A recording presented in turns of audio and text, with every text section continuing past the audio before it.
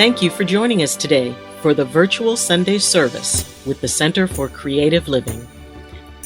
CCL, a charter of the Universal Church of the Master, has served and supported the spiritual needs of its community here in the Bay Area for over 20 years. Good morning.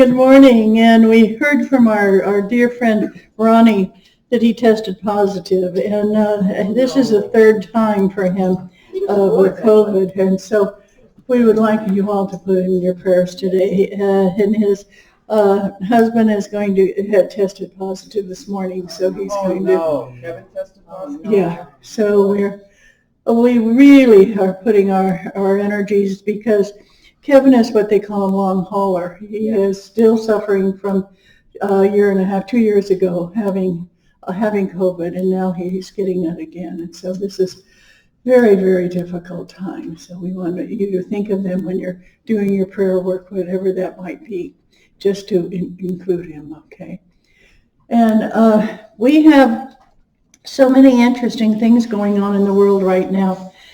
Please take care of yourself. Self-care is one of the things you need to do. And you all know what works for you.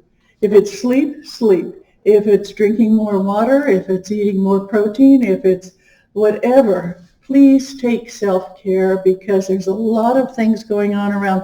Depression is rampant. Mm-hmm. I have more people calling me and saying, I just want to talk to you because I'm depressed.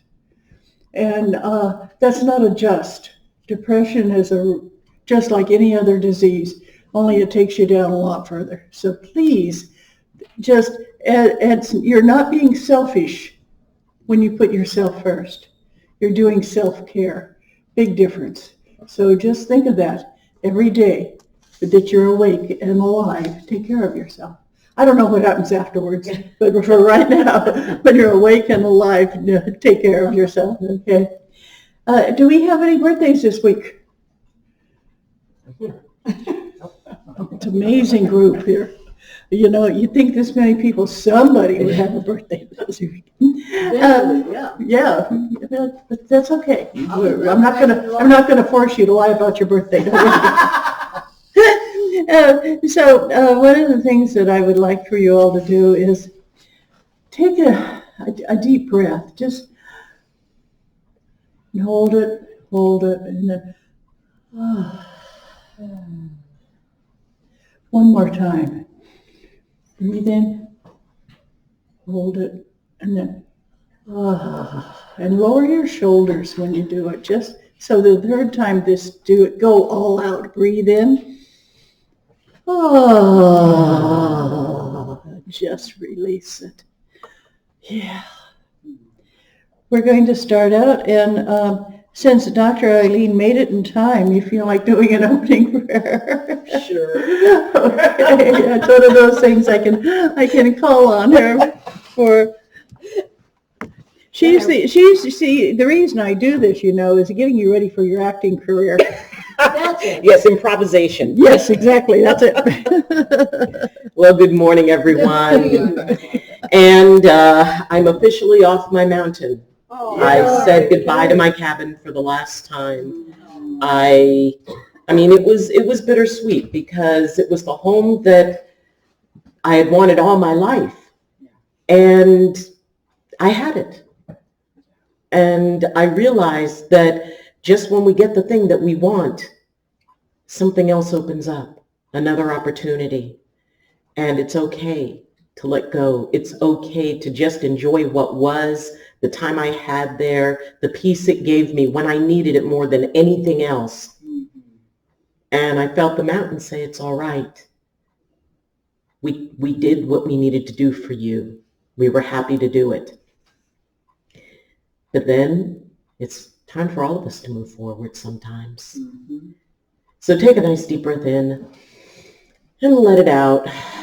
And just allow anything weighing on your body, your mind, or your spirit to fall into a little imaginary basket next to you, because that's your care basket. Because in this place and in this space, you don't need to hold on to it, and feel free to leave it behind when you go.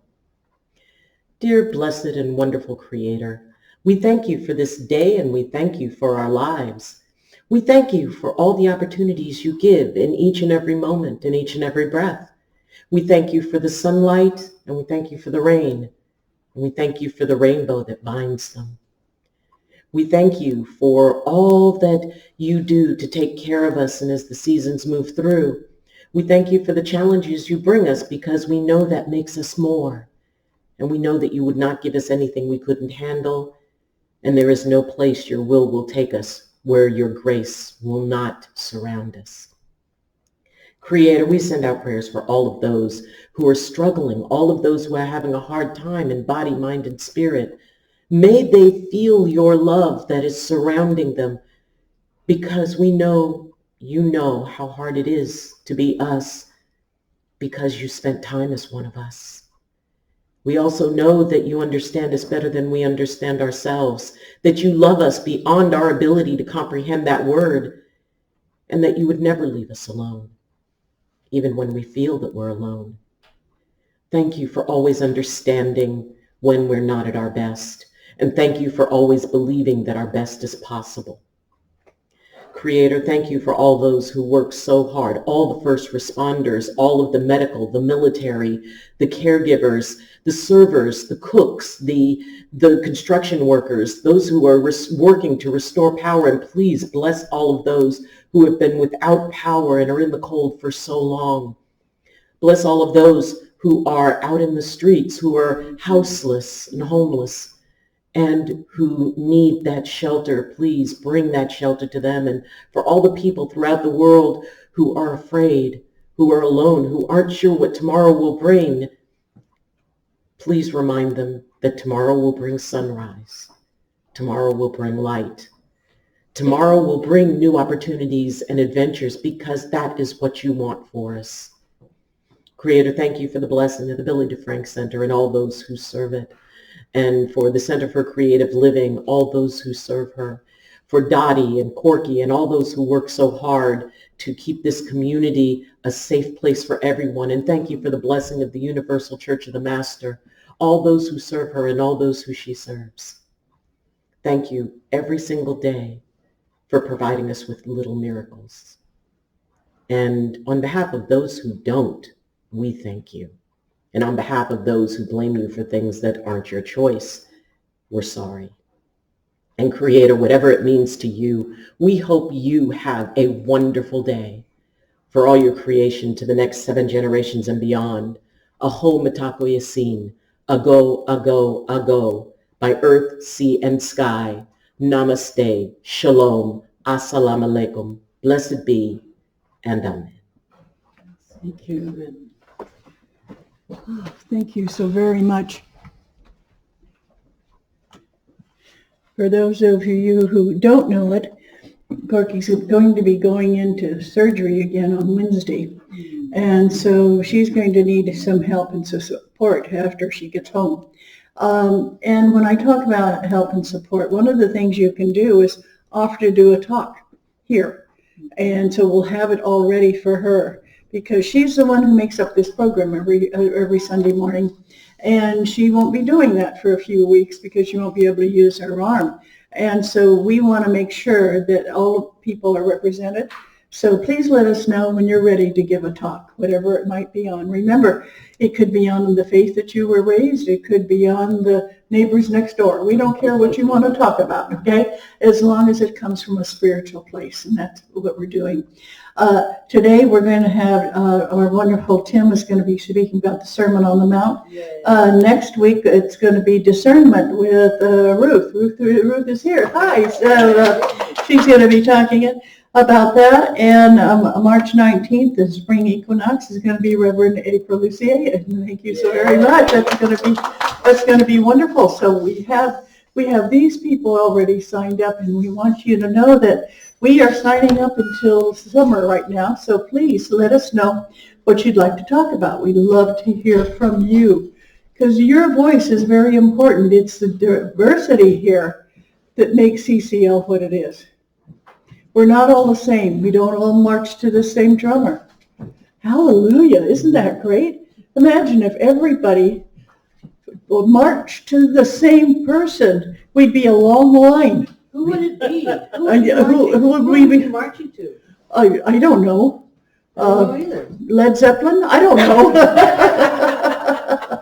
Could be anybody. But you just think about the fact that we're all spread out and we're all marching along. And it makes a glorious view when you think about it. The other thing that I want to talk about is the fact that I'm still hearing people say, well, they are fill in the blank. They are bad, they're no good, they're stupid. Please, every time you think of saying something like that, it doesn't make them wrong, it belittles you. And just put that into your awareness that you making somebody wrong doesn't make you right. And, people say, well, I can't put up with what they're saying. Yes, you can. Yes, you can. Corky has this theory of, I would rather be happy than right. Yeah. And for me, I don't know anybody that's happier than she is. Through all the things she's gone through in her life, she's always like, okay. It's not, you don't have to be stressed about anything unless you can change it. If you break your arm, hey, okay, get stressed and go in and have it fixed.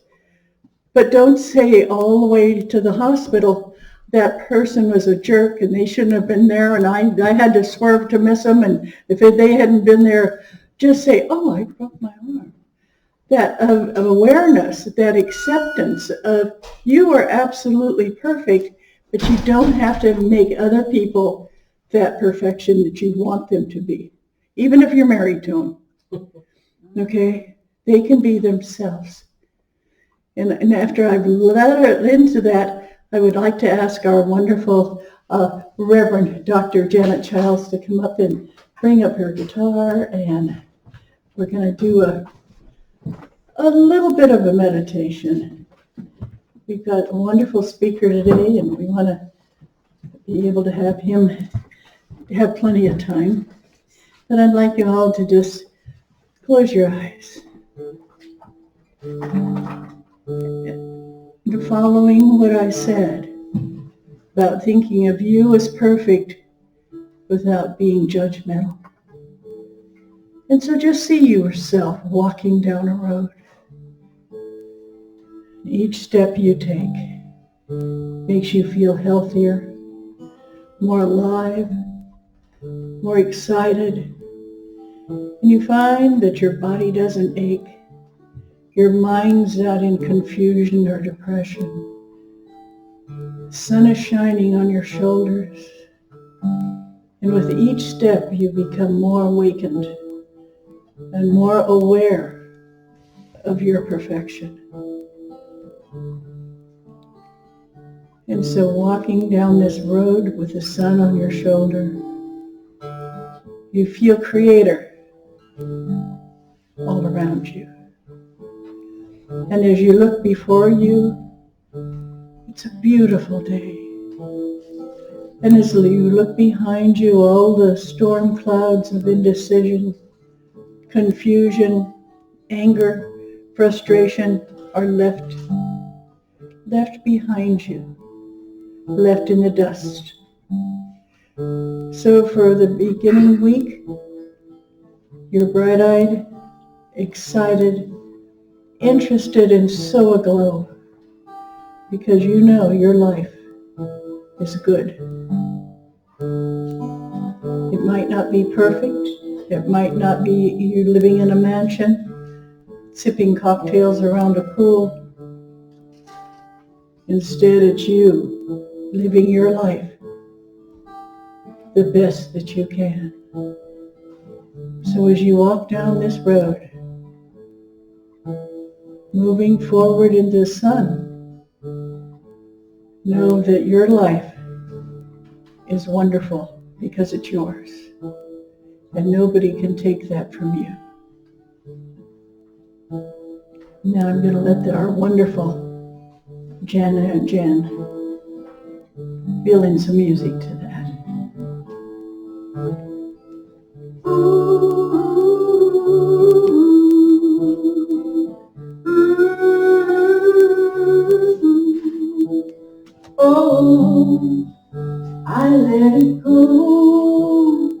Let the burdens fall. Give it to the universe, and the universe says we can let it go. Burden in your heart, we call upon all that we can be.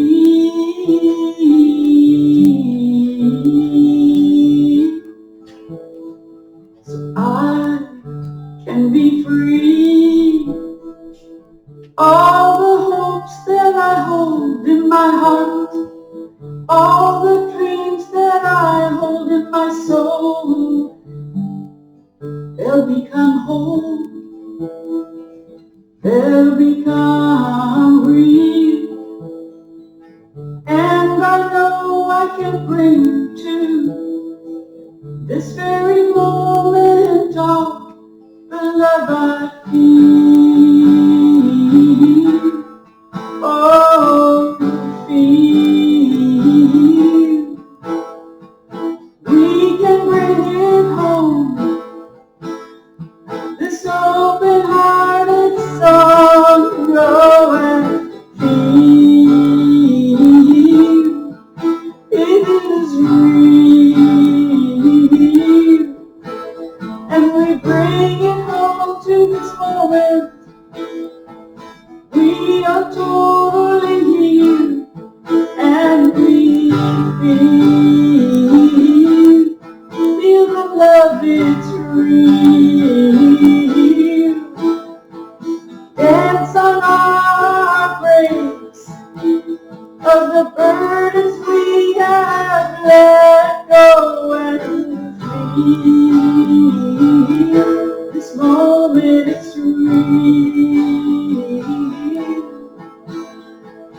All the love we can hold, all the hope we can bring forth, feel.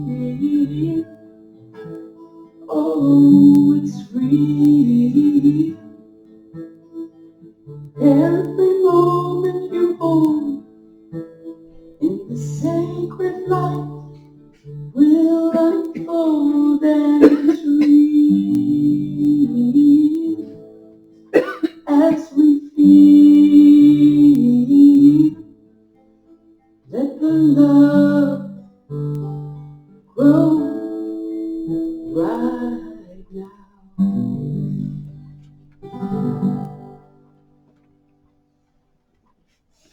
Thank you so much.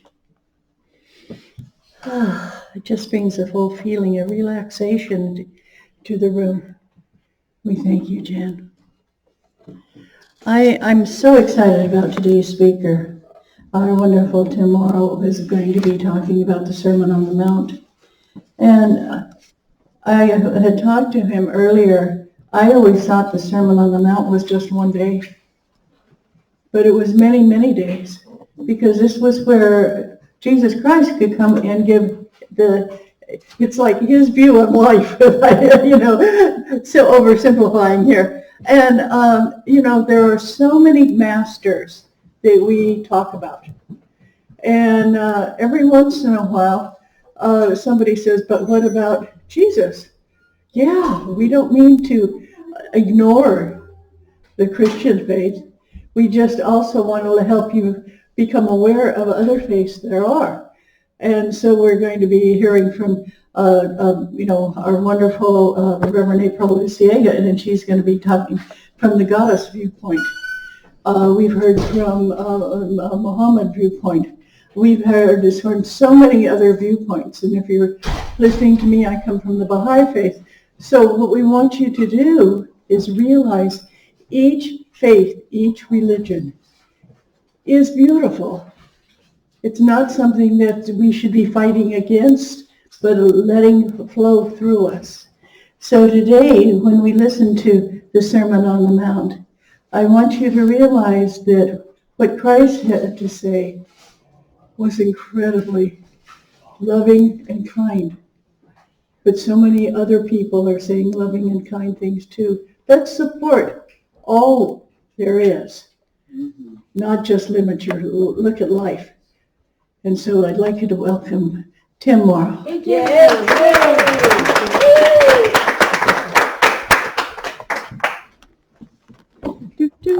And am I out of your way? The question is, am I out of your way? Oh, no.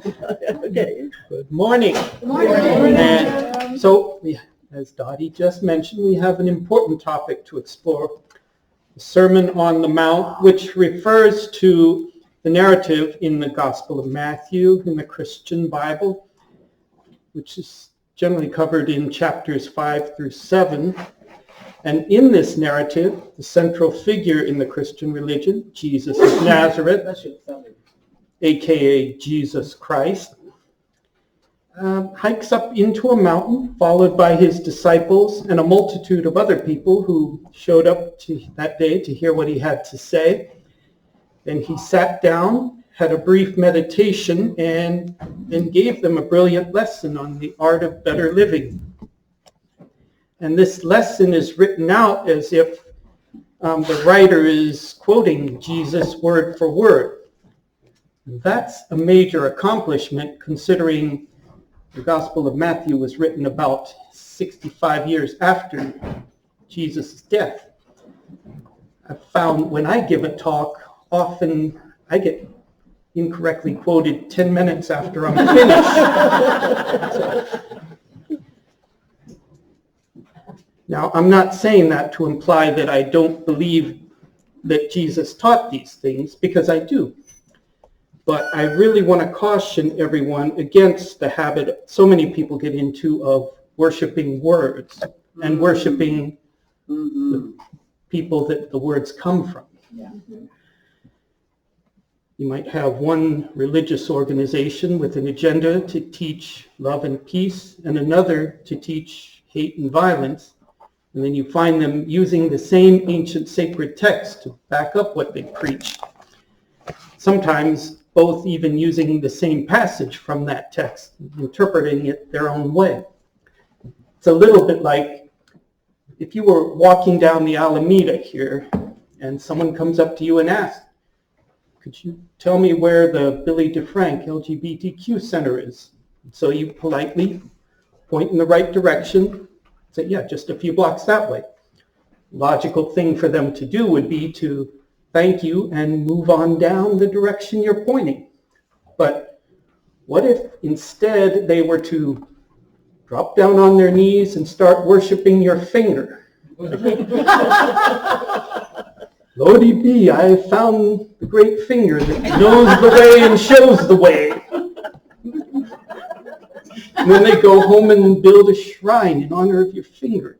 So they miss out on our church service here and the Rainbow Bingo game and all the other events that happen here, because they're so busy worshiping the finger. I know that's a dumb analogy, but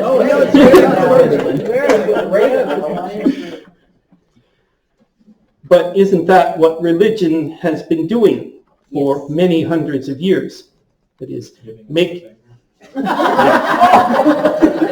that too, but making the teacher more important than what they're teaching, and the symbols in the religion more important than what they symbolize, and the ancient sacred text more important than where it's pointing.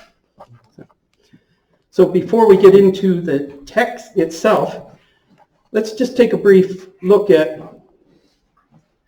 this central figure in the Christian religion, known in his time as Yeshua, pronunciation, Yeshua ben Nazareth, known to us as Jesus.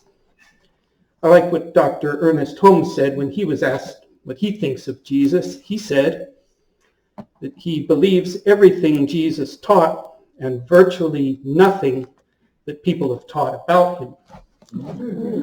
So first, this is where I might get in trouble, but I'll do it anyway. Let's get clear about what he did not teach. And some of these things might surprise you. He never indicated that he expected to save the world from sin or redeem the world by dying for people's sins. And that's probably good, because if he died for my sins, he probably wasted his time. Okay. But if you read the words attributed to him, you'll notice he really wasn't very interested in sin. He didn't come to save the world. He came to teach the world that they were not lost to begin with. Mm-hmm. Also, he never taught about hell and damnation. Never preached about an eternal frying pan that you'll be sent to for eternity if you don't follow a strict set of rules and regulations. In fact, he spent very little time talking about the afterlife. The focus of his ministry was a happy, healthy, harmonious, and prosperous life here and now. So with that out of the way, I still haven't been kicked off the podium. Who is this person whose name is probably the most recognizable in our society, and yet probably the most elusive figure in our history? Well, he was known in his time as a rabbi, not like we think of a rabbi today. He wasn't a clergy person. He wasn't ordained. The word at the time would be pronounced rabbi, which means my teacher. Mm-hmm. And that's what he was, a freelance teacher who taught Judaism.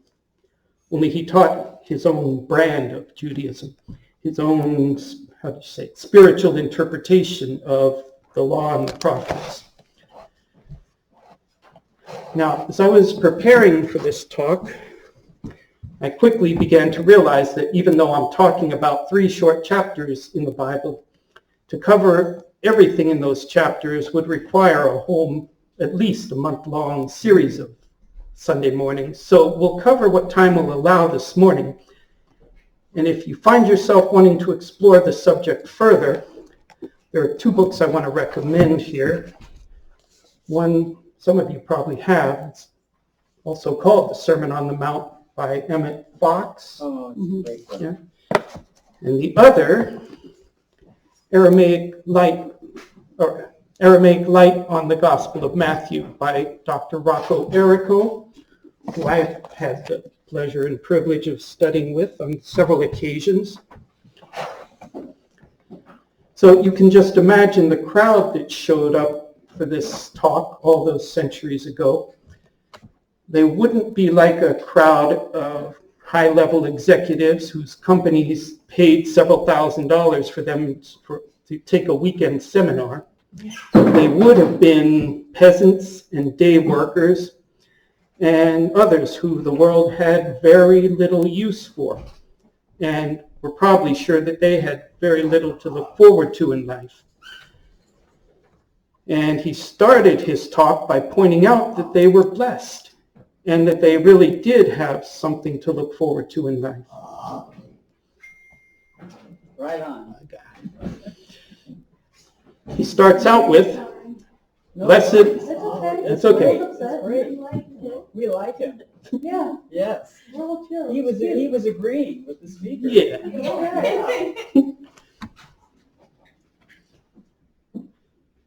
I wonder if Jesus had a dog. But he starts out with, blessed are the poor in spirit, for theirs is the kingdom of heaven. Blessed are they that mourn, for they shall be comforted. Blessed are the meek, for they shall inherit the earth. Now, a person in today's world might read these lines and not find them very attractive. Yeah, I'm poor in spirit. The world's given me very little reason to have faith in anything, spiritual or otherwise. And yeah, I daily mourn for the way things were back in the good old days, and it brings me no comfort. And yeah, I've been meek all my life. And the only thing I've inherited are the footprints of the people who walked all over me. What I need is money to pay my bills and a doctor who can fix my aches and pains, and for my family to start treating me with an ounce of respect. Well, if anyone here is thinking along those lines, I really encourage you to give this ancient advice a chance. Let's first remember, Jesus did not speak English, nor was this gospel written in English.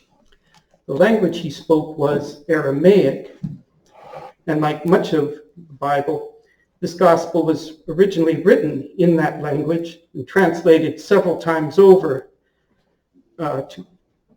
including Greek and Latin, before we got any of it in English.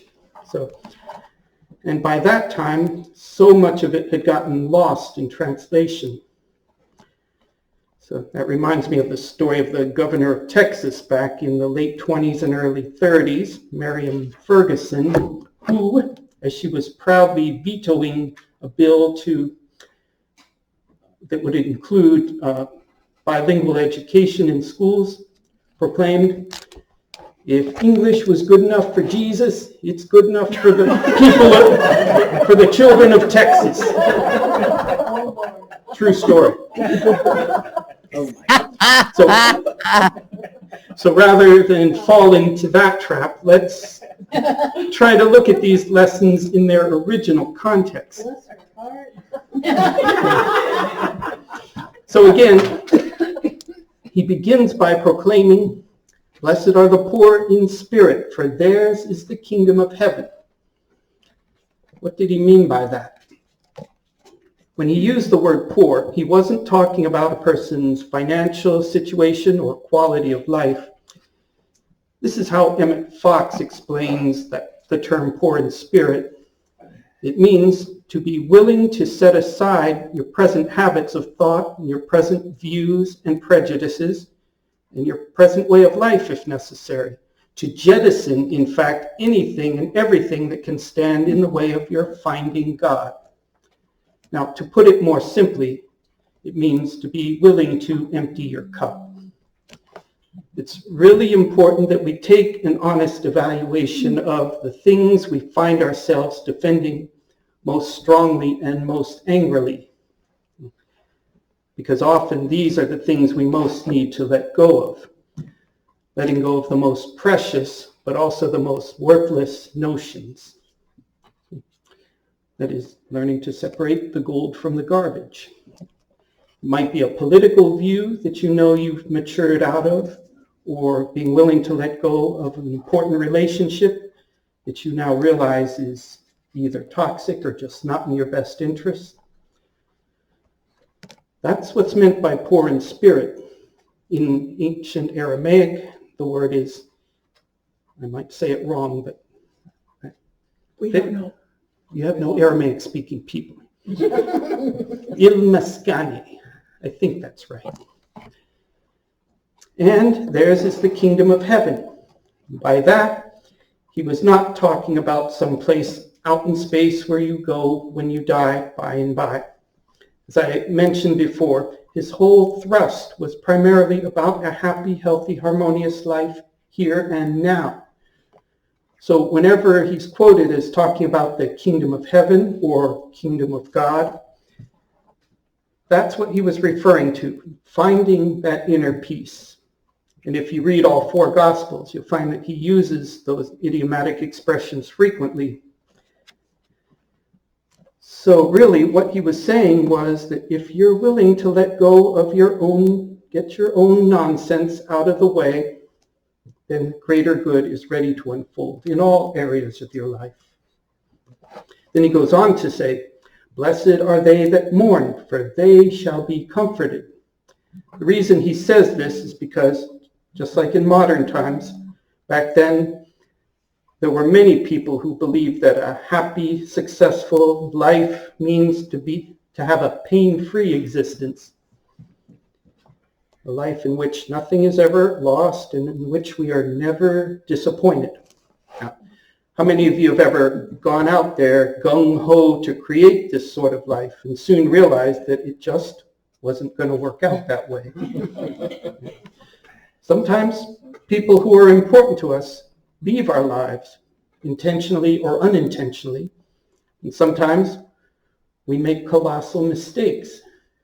And in general, sometimes circumstances in our lives change radically and suddenly. And when those things happen, it hurts a lot. There would be something very wrong with us if it didn't. It's what you choose to do at that point of hurt that's essential to your future well-being. I think Janet knows that. Now, it's a common notion that feeling emotional pain diminishes us, or is a sign of weakness, or is a sign that we're not spiritual enough. And those beliefs will cause a person to avoid it at all costs and do whatever it takes to get rid of it. That's often the beginning of substance abuse, trying to make life right by escaping the pain. So then, why are we told that they who mourn are blessed? What he was saying was, the hurt over loss does not mean that you're diminished or devaluated. It means that you're human. So be human and embrace the process of mourning and the process of grieving, and you'll move through it and come out at the other end better for it. See? That doesn't mean making it a way of life. And that certainly doesn't mean that you'll ever stop missing a loved one who had passed on. But it does mean that you can honor their memory by being a loving presence with the people who are in your life now and letting them be a loving presence in your life. Next, he says to the people, "Blessed are the meek, for they shall inherit the earth." Now again, when we use the word meek, we refer to someone who's quiet, gentle, and easily imposed on. These personality traits are usually not a good fit even for a middle management position in a small corporation, let alone running planet Earth. So this is another statement that doesn't make a lot of sense to today's English-speaking world. But the original Aramaic word, again, makika, has a very different definition, and in fact also did the word meek when it was first translated into English back in the 16th century. Meek in this case simply means teachable, or willing to not be a know-it-all and always being open to a higher understanding. And that's certainly a good quality to have, but how will it bring you to inherit the earth? Again, he was not talking at a political convention or to an army ready to advance at the enemy. He was talking to a group of people who were looking for a way to take charge of their own lives. So inheriting the earth is not about world domination. It's about personal healing and personal awareness. It's about taking control of one's own experience. Now often people will try to achieve this by coercion or driving hard bargains with the world. And yeah, those tactics might work for a brief period of time, but they are, well, how should I put it? They're a lot like holding on to a pile of Jell-O. The tighter you squeeze, the quicker it slides through your fingers. Yeah. Again and again, we see our political leaders learn that the hard way.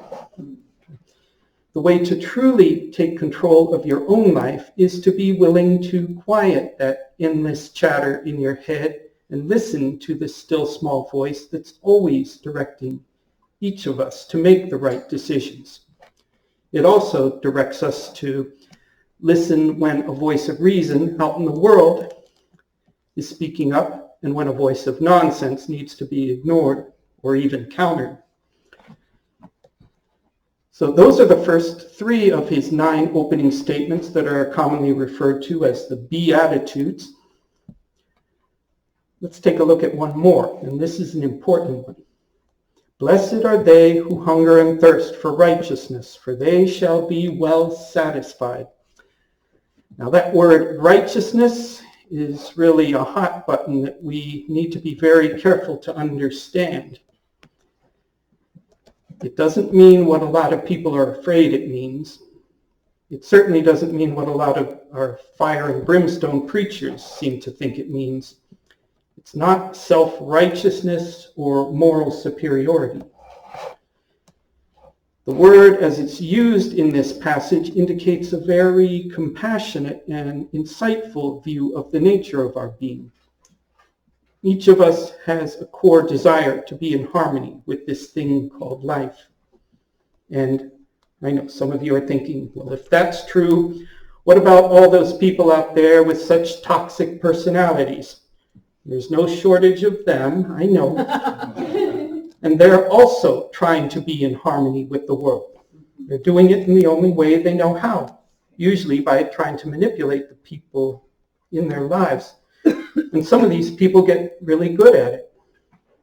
But it never brings them any real peace or peace of mind. In fact, it usually makes them more toxic, especially to themselves.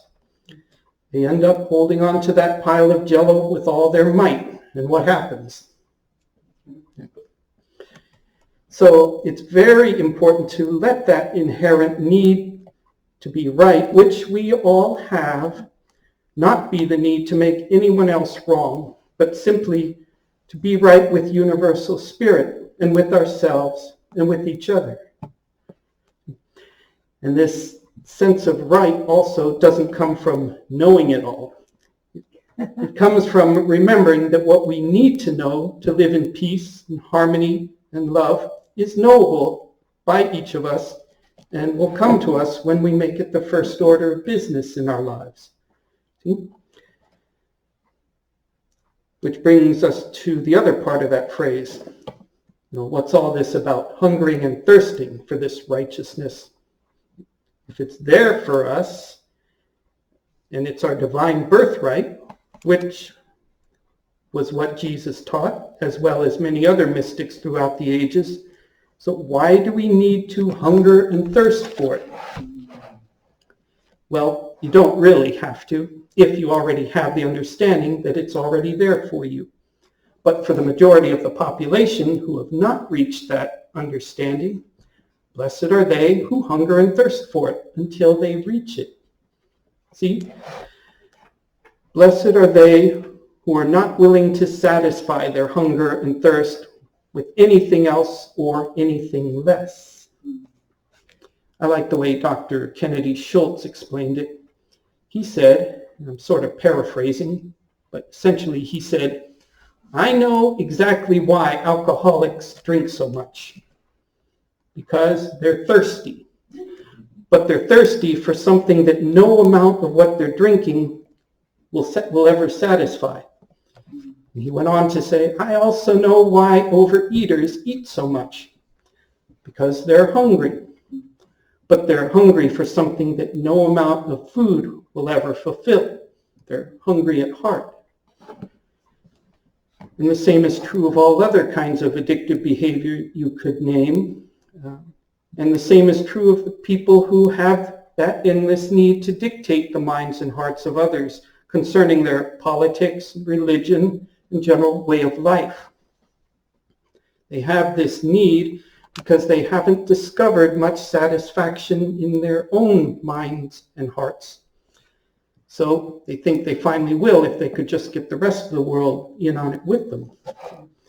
So how do we experience that righteousness, that real inner peace and harmony? By realizing it's already who and what you are. By realizing that this infinite power of love, infinite spirit, or God, if you prefer the term, is ready to express itself by means of you. And with this understanding, that's when all the good out in the world attracts its way into your life. Jesus likely learned this from the book of Proverbs in the Old Testament, where we're given this advice.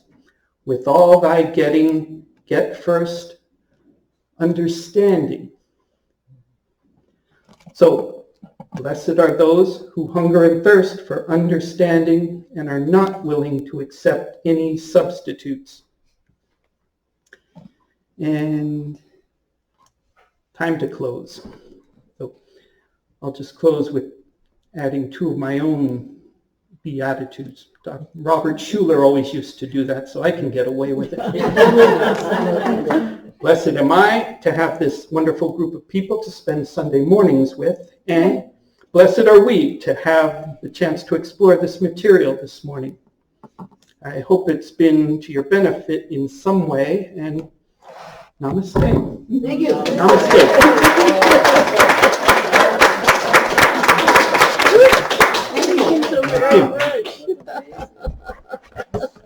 And how did I do on time? I can't see. You did great. Thank you. Thank you. Yes. Okay, good. Yeah. Share this. You're going to wait for a little bit until I tell you, okay? Yes.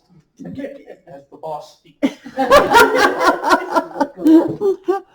One of the things I put in the CCL Insights was when I was looking at the Sermon on the Mount, and they talked about how Jesus fed the multitude of over 5,000 men, women, and children with 5 loaves and 2 fish. And I thought about that. How many of you have ever gone to a concert? Ever gone to a concert? Didn't you take food? And I thought, all those women with their kids, they showed up without any food and waited for somebody to feed them? I doubt it. I think every woman there had food, and that's why at the end of the Sermon on the Mount, there was food left over because they all brought food.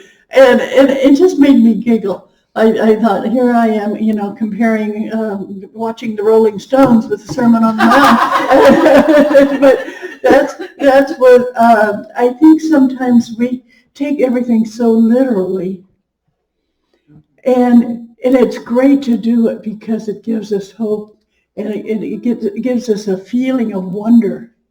But then you have to look at what people are really doing in real life and kind of look at that. This is an amazing day for me. My son and his girlfriend is in town and sleeping in today. And my granddaughter and her wife and their 2 kids are going to be at our house. So I'm going to scoot out today after church. Quite often we go to lunch or we do something. But today I'm going to be with the family. And so you're all going to have to talk among yourselves or something. And so the other thing that I want to talk about is so much of what every prophet has said needs to be done exactly what Tim did. Bring back to the words and the thoughts and our hopes and dreams and desires so we can understand it. Because quite often we go off with a little bit of information and go crazy. And we see that through the world in all time. Wars are started over a misunderstanding. So when you meet somebody that's thinking completely differently than you are, don't automatically make them wrong. You might learn something. And I think it was so well put. And thank you, Tim. That was a wonderful, wonderful talk. And I think it was a fantastic one. We're going to use this opportunity to take a collection. And whoever wants to pass the baskets, we've got a basket. There goes Mary. She's going to be doing that. And what I want to say about this, it's kind of invisible where this money goes for you. You go, we give Dottie this money, what happens? But it's doing a lot because we have people in our congregation that sometimes need just to buy a new tire for their car. We have a few people that every once in a while we come up short on the rent. So know that we have a fund. CCL has a fund. If you're going through a rough time, give me a call.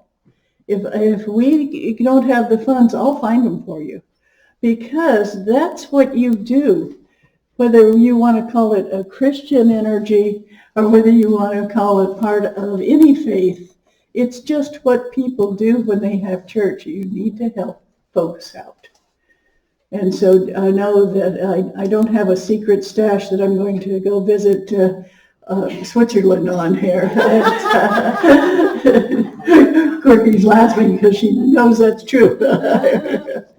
And also that during the next 2 weeks, if you want to help Corky's situation, make us a pot of soup. Yeah. Do something that would be so great. Call. Say, Dottie, what do you need? And because I think that's one of the best things you can do is just to call and say, how's Corky doing? What do you need? I'll probably need rides to church because she drives and I don't. That type of thing. So, but if you want to help, give me a call. My phone number is all over everything, so you can do that, and that'll work out really well. Okay. Anybody have anything to say about the Well, talk? we want to hear his song. Oh, well, he's going to close with his song. So right now we're going to bless the basket. So All right. if you just all put your hands towards the basket and you're going to say, giving to the ministry from which I receive my spiritual support and nurturing is an affirmation in consciousness of the truth that the Spirit is the prospering power enriching every area of our lives. And so it is. And so now I would like to just take a moment to listen to this wonderful song that Tim is going to be singing. And also, as you are listening to it, you might want to close your eyes and feel the words. Sometimes for me, if I close my eyes, I seem to feel and hear something better. But however you want to do this, well, I'd like to once more introduce Tim Mauro. And Dottie, I just wanted to say something to you. Thank you for asking for what you need. Oh, I do. Thank you. That was just a huge gift you gave us. You gave us the gift of permission. Right. Yeah. Thank you for acknowledging that. You can always count on Jenny to say the wisest thing that could have possibly been said. Okay, is this coming through? Yeah.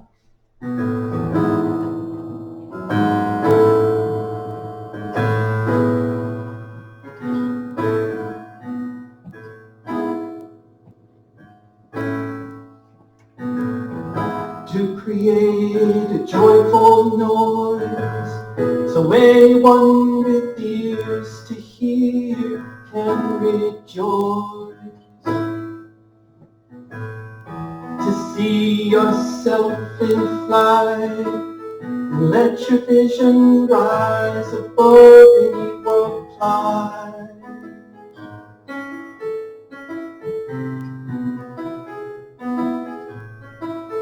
That's living in faith with all that you say and do. Embrace your dreams and know they're good enough to be true. The heart may weep and grieve for what's lost in times gone by that cannot be retrieved. But then we hear a joyous sound. The Spirit laughs and sings at what's to be found.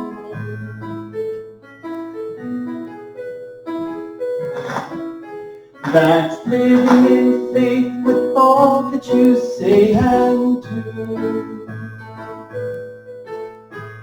Embrace your dreams and know they're good enough to be true.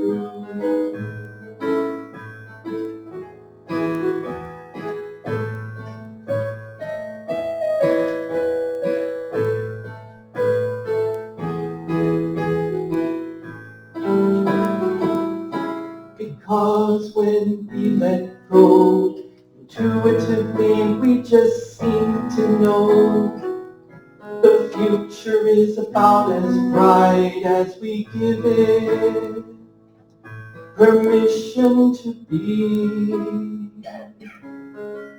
So let's choose wise.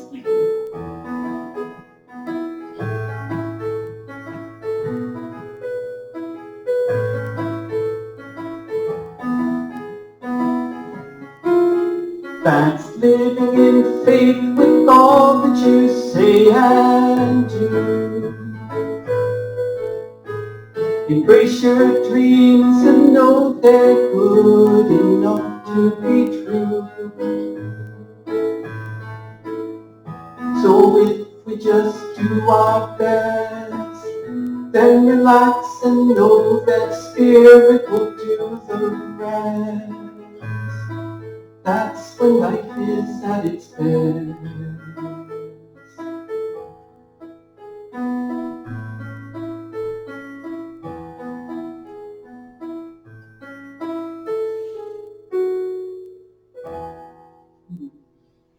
Very good.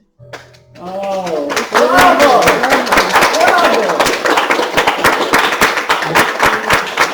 And now are you going to do the prayer? And this is our closing prayer. Sure, yes. So did everyone get a handout? Yeah. This is, Can I get, there you go. let me just move it up. Everyone got one of these?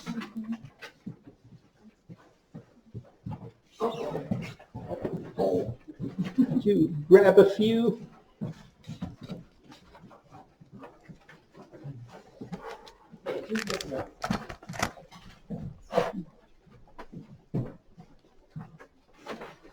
So while she's handing those out, Joan, did you get it?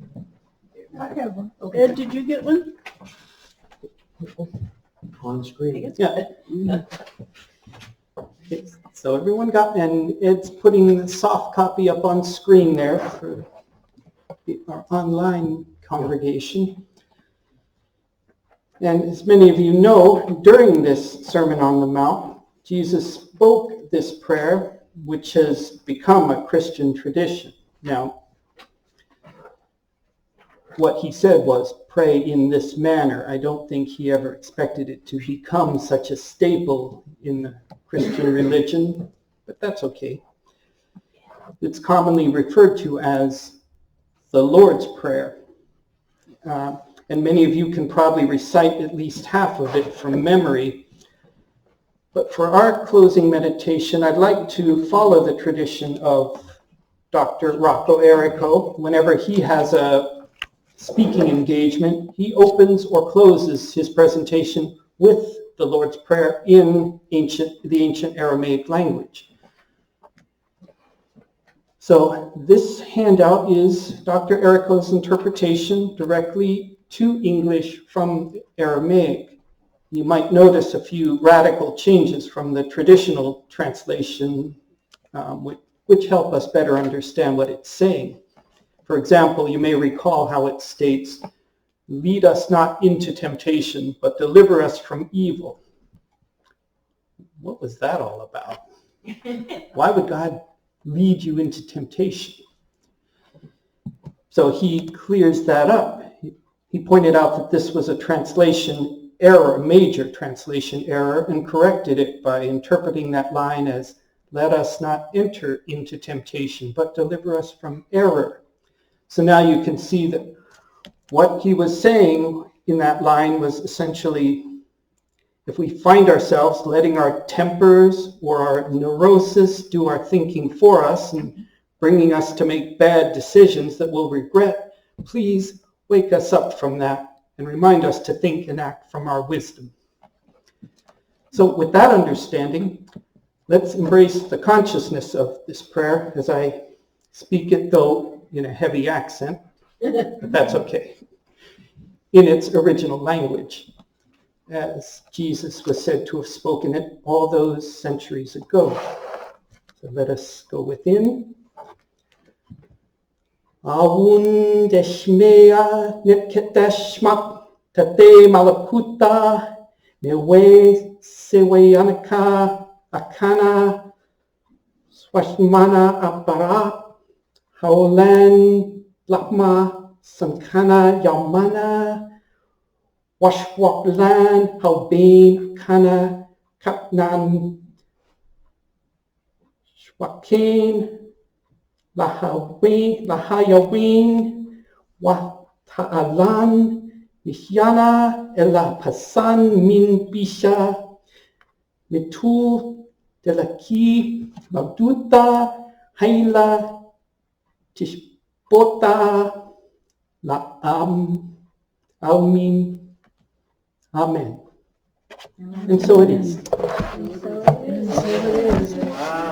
Thank you for having me today. Well, thank you. Thank you so much. That was wonderful. And I think this is such a great interpretation and something that you can think of during the week. Yeah. Of how it was. I want to thank you also very much for being here and you can now say that you made it to church through sleet and snow. And walked at least 25 feet.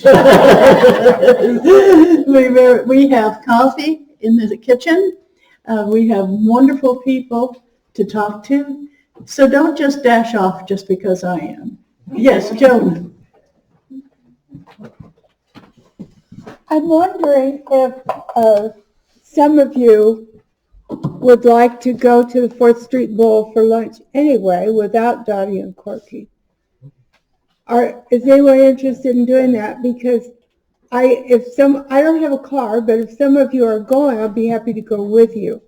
So why don't we talk about that during the break, here. But it might be a good time to. Because IHOP or John's, there's other things if it's a smaller group that are closer. The only reason we usually go to 4th Street Bowls if it's over 10 people. And you usually call Jan. Yeah. Okay, well, we can follow that routine. And I know maybe some of the people online were thinking of joining us, so that might be another idea. I personally want to thank Tim for his humor today. Yay! Thank you. And I also want to mention that his songs are available online, and you could tell this is what I call a prayer song. His songs are largely prayer songs, and if you're feeling like you're going down the wrong road, it would be a way to lift you onto a good road through a prayer song by Tim Mauro. Thank you. Okay, so let me know about 4th Street Bowl, okay? Okay, thank you. Thank you. Thank you. Thank you, Ed. Thank you, Ed. Yay!